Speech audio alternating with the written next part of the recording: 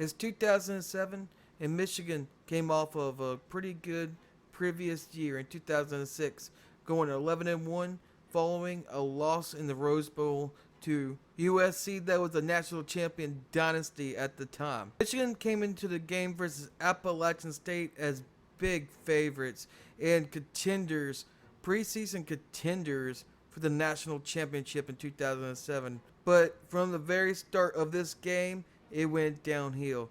When Michigan had returning starters of super seniors Mario Manningham, Mike Hart, and Chad Henne in a pretty good defense, you would think Michigan would have Appalachian State totally handled.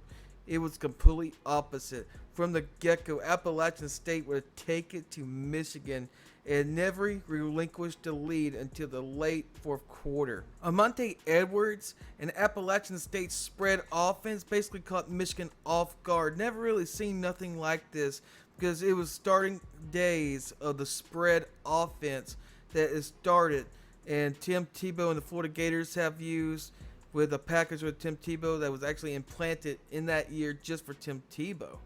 But they never really seen this before. Michigan, well, they never could adjust to themselves with the spread offense. Basically, it was a run-pass option. Basically, what Oregon was doing at the time with Dennis Dixon and Jonathan Stewart at the time. At one point during the game, at halftime, Appalachian State led Michigan by 11 at one point of the game.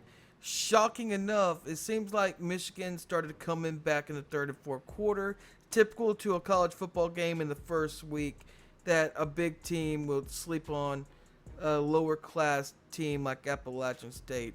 Well, they caught up to them in the late fourth quarter, and they made several mistakes. Throwing interceptions, losing fumbles, a blocked field goal, and even all that, they regained the lead. And they even tried to seal it with a game-ending interception, it seemed like, until they had another shot at it. And that last shot at it actually led to a game-winning field goal for Appalachian State.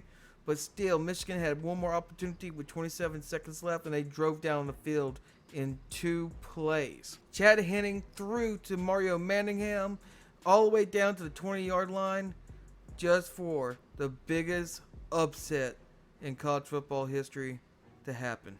Good snap, good hold, and the kick is blocked!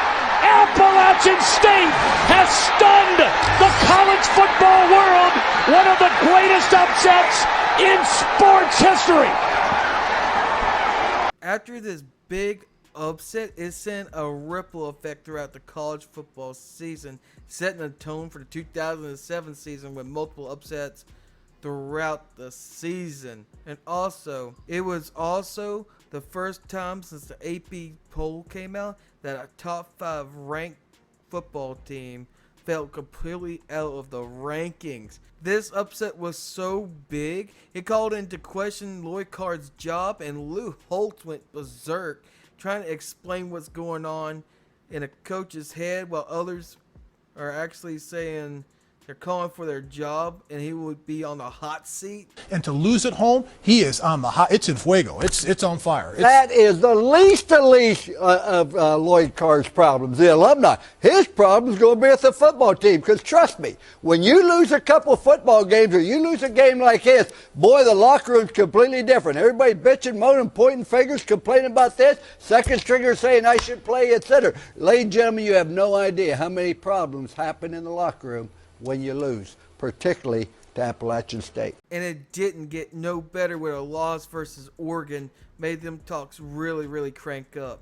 But at the end of the season, after this game, Michigan actually finished 9-4 with a bowl win over Tim Tebow and the Florida Gators. And for Appalachian State, Monte Edwards and Appalachian State, the previous 2 years they won FCS Division I championships 2 times in a row. Well, they won their 3rd championship that season. And Michigan wasn't quite the same until Jim Harbaugh came back as a coach for his alma mater of Michigan. From the beginning of the game to the aftermath after the game, this makes it the biggest upset in college football history.